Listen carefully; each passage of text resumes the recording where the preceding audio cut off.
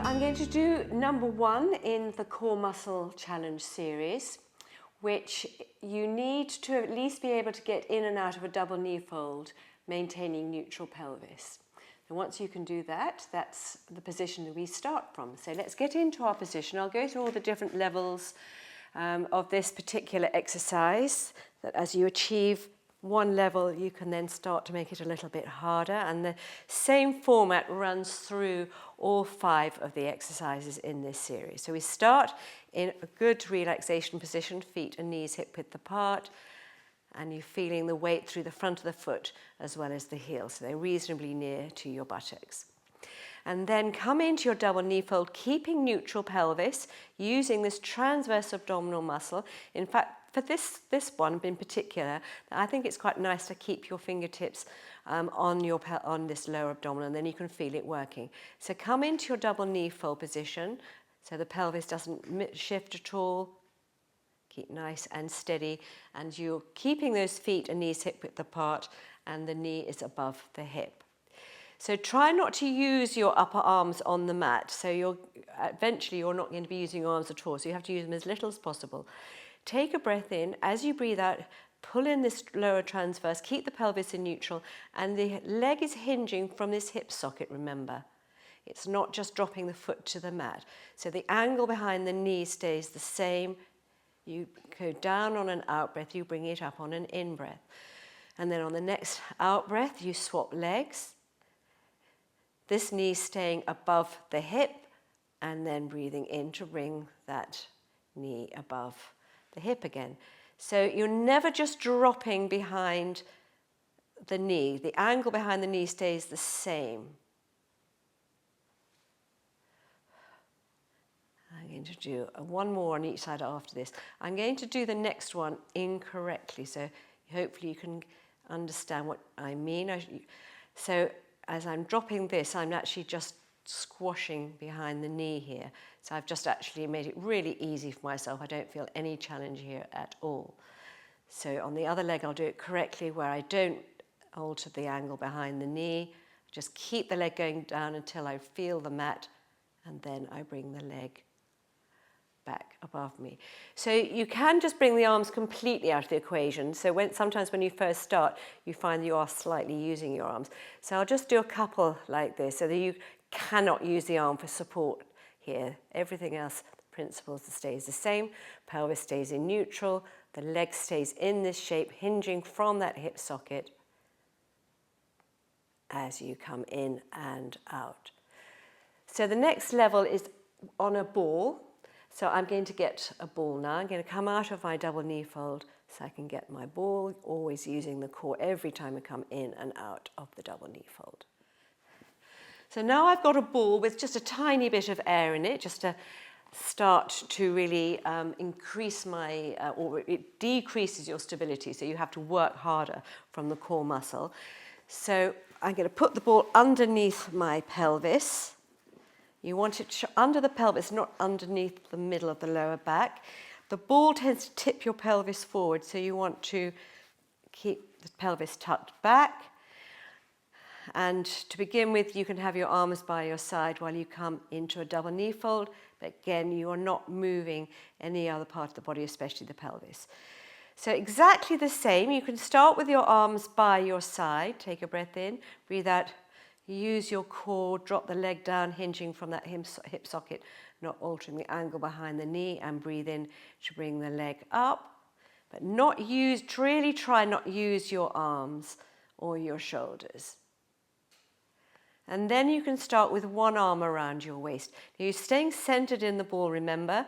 If you start to go onto one side or wobble, stop, recenter, restabilize yourself before you continue. So I've got one arm around my waist, the other arm on the mat, but trying to use the arm on the mat as little as possible. I'll do a couple of repetitions on each side. So if this is the level that you want to stay at, you can just stay at this level and do a few more repetitions on each side before you swap your arms. So now I'm going to swap the arm that's around my waist. Breathing out, engaging the core, keeping that pelvis in neutral as you drop the leg down, hinging from that hip socket, keeping nice and relaxed in my arm that's on the mat. I'll do one more on each side.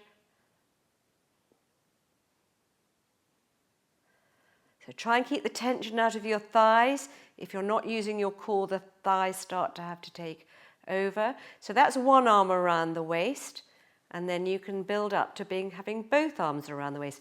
No good having your elbows subtly propping you up. You have to have the arms really tucked around the waist. So again, you've got to keep centered, keep using your core, and you still breathing out to come down. Sorry, I did a little bit of a wobble there.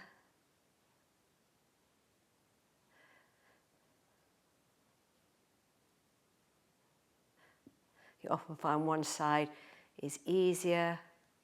So you can have your arms wrapped around your waist, or you can have your arms above your chest. Both are equally difficult, I think, but it's a matter of preference. I'll do one more on each side here.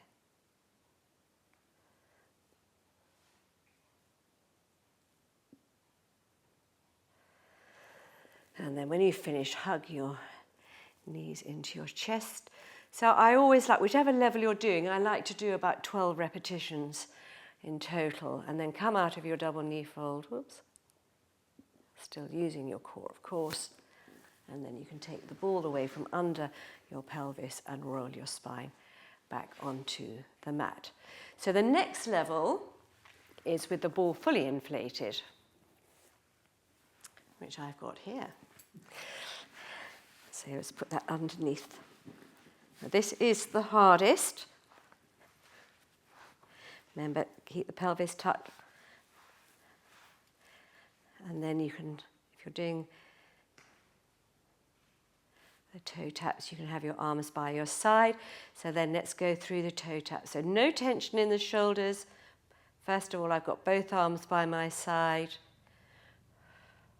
I'll do a couple of repetitions on each side with the arms in their various levels, or level positions, I should say.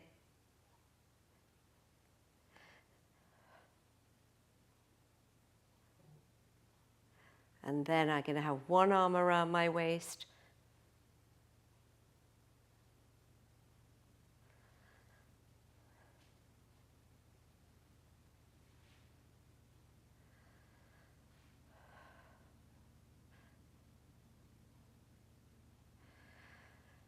So I do a few repetitions on each side, and then I swap the arm that's around the waist.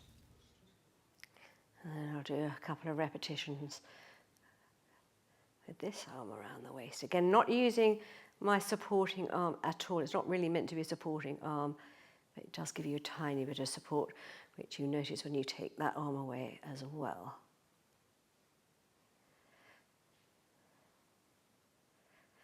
And then the next arm position is with both arms tucked right around your waist without using the elbows in any subtle way.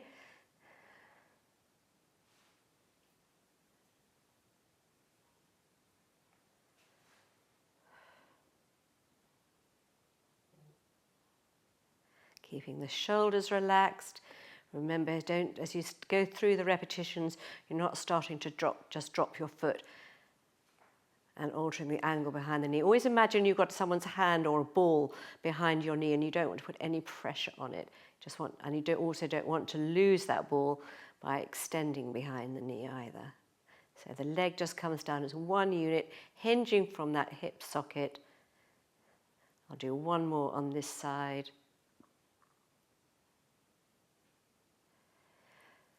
And just to remind you, you could have your arms, I'll do one on each side here, with your arms above your chest.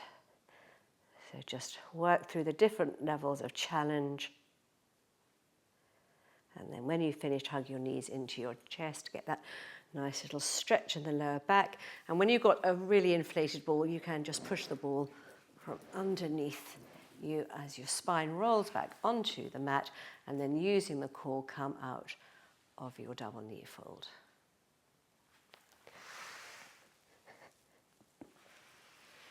So that's number one, the toe taps in the core muscle challenge. Thank you.